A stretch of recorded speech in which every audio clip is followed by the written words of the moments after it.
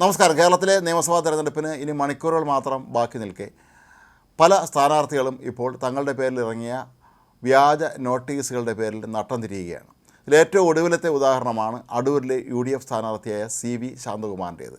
CV ശാന്തകുമാറിനെക്കുറിച്ച് ലഘുലേഖകൾ മണ്ഡലത്തിലെ വിവിധ ഭാഗങ്ങളിൽ പ്രചരിപ്പിച്ച സംഭവത്തിൽ ചിലർ അറസ്റ്റിലായിട്ടുണ്ട്. എങ്കിലും ഒരു വ്യക്തി എന്നുള്ള നിലയിൽ അദ്ദേഹത്തെ മാനസികമായി ഏറെ തകർത്ത ഒരു സംഭവമായി ഇത് മാറിയിരിക്കുകയാണ്.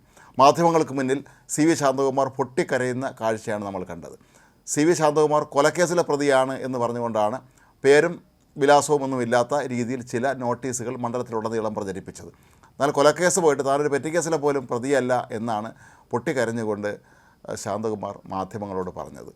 ഇവിടെ നമ്മൾ ശ്രദ്ധിക്കേണ്ടുന്ന വളരെ പ്രധാനപ്പെട്ട ഒരു കാര്യമുള്ളത്, അടൂർ മണ്ഡലത്തിലാണ് CV ശാന്തകുമാർ തവണ UDF സ്ഥാനാർത്ഥിയായി മത്സരിക്കുന്നത്. കഴിഞ്ഞ നിയമസഭാ തെരഞ്ഞെടുപ്പിൽ, അതായത് 2021 നിയമസഭാ തെരഞ്ഞെടുപ്പിൽ അന്ന് UDF സ്ഥാനാർത്ഥിയായിരുന്ന MG കണ്ണനെതിരെയും ഇത്തരത്തിലുള്ള വ്യാജ ലഘുലേഖകൾ മണ്ഡലത്തിലുടനീളം പ്രചരിപ്പിച്ചിരുന്നു. MG കണ്ണൻ വളരെ ജനപ്രീതിയുള്ള ഒരു രാഷ്ട്രീയ നേതാവ്, ഒരു പൊതുപ്രവർത്തകൻ എന്നുള്ള നിലയിൽ അദ്ദേഹം വിജയിക്കും എന്നുള്ളൊരു ഘട്ടം എത്തിയപ്പോഴാണ് ഇത്തരത്തിലുള്ള വ്യാജ ആരോപണങ്ങൾ ഉൾക്കൊള്ളുന്ന ലഘുലേഖകൾ മണ്ഡലത്തിലുടനീളം പ്രചരിപ്പിച്ചത്.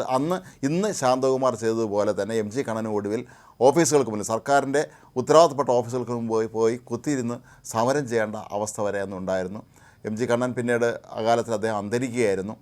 ഇന്ന് CV ശാന്തകുമാറോടെ UDF സ്ഥാനാർത്ഥിയായി എത്തുമ്പോഴും ഇതേ ആയുധം തന്നെയാണ് തങ്ങളുടെ രാഷ്ട്രീയ എതിരാളികൾ UDF സ്ഥാനാർത്ഥിക്ക് നേരെ പ്രയോഗിക്കുന്നത്. UDF നേതാക്കൾ പറയുന്നത് ഈ ലഘുലേഖ പ്രചരിപ്പിച്ചതിൻ്റെ പിന്നിൽ CPI, അതായത് അടൂരിലെ ഇടതുപക്ഷ സ്ഥാനാർത്ഥി CPI കാരിയാണ്. അതുകൊണ്ട് തന്നെ CPI പ്രവർത്തകരാണ് ഇത്തരത്തിലുള്ള ഈ വ്യാജ ആരോപണങ്ങളടങ്ങുന്ന ലേഖകൾ പ്രചരിപ്പിച്ചത് എന്നാണ്.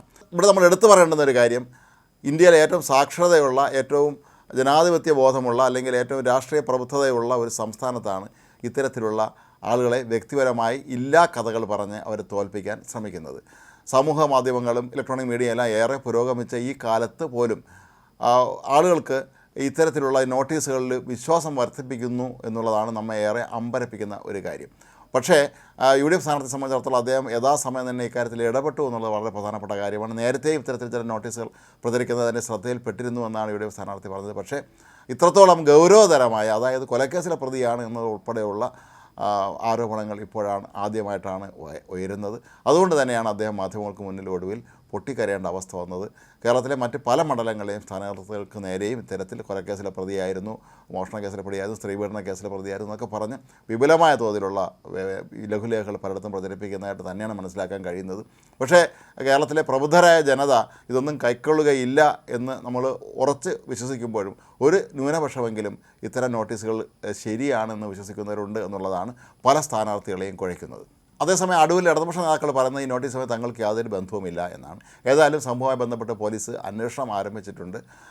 എപ്പോഴും തിരഞ്ഞെടുപ്പ് അടുക്കുമ്പോൾ സംഭവിക്കാറുള്ളത് പോലെ തന്നെ ഒടുവിൽ ഇത്തരം ആരോപണങ്ങൾ, അല്ലെങ്കിൽ ഇത്തരം വ്യാജ പ്രചാരണങ്ങൾ നടത്തിയവരെയൊക്കെ തന്നെ നിയമത്തിന് മുന്നിൽ പെടാതെ അവരെല്ലാം രക്ഷപ്പെട്ടു പോകുന്നത്, അല്ലെങ്കിൽ അവസാന നിമിഷം എല്ലാ രാഷ്ട്രീയക്കാരും ഒത്തുചേർന്ന് ഇക്കാര്യത്തിലൊക്കെ തന്നെ കോംപ്രമൈസ് ഉണ്ടാക്കി പോകുന്ന കാഴ്ചയാണ് നമ്മൾ കാണുന്നത്. പക്ഷേ അടൂരിൽ അത് കുറച്ച് കടന്ന സംഭവമായി പോയതിനെ പറഞ്ഞ ഒരു കാര്യം, കഴിഞ്ഞ വർഷം നടന്ന സംഭവത്തിൻ്റെ അതേ തനി ആവർത്തനമാണ് ഇക്കുറി നടന്നത് എന്നുള്ളതാണ് ഏവരെയും അമ്പരപ്പിക്കുന്നത്.